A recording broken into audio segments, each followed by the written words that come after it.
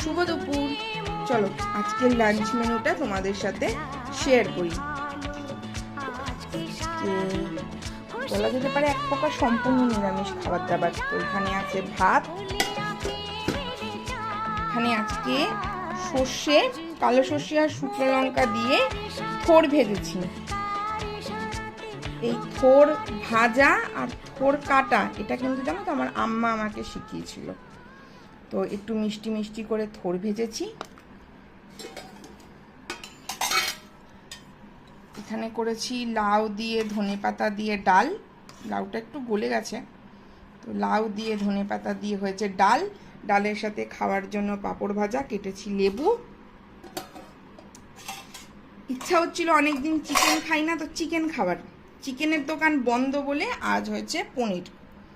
যেরকম ওই হোয়াইট পনিরটা যেমন বানাই গ্রেভি টাইপের, ওই রকমই পনির বানিয়েছি। তো আজকে আমাদের এক প্রকার, প্রথমেই বললাম নিরামিষ, হচ্ছে থোড় ভাজা,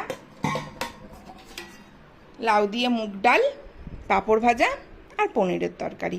সবাই ভালো থেকো, সুস্থ থেকো, টাটা।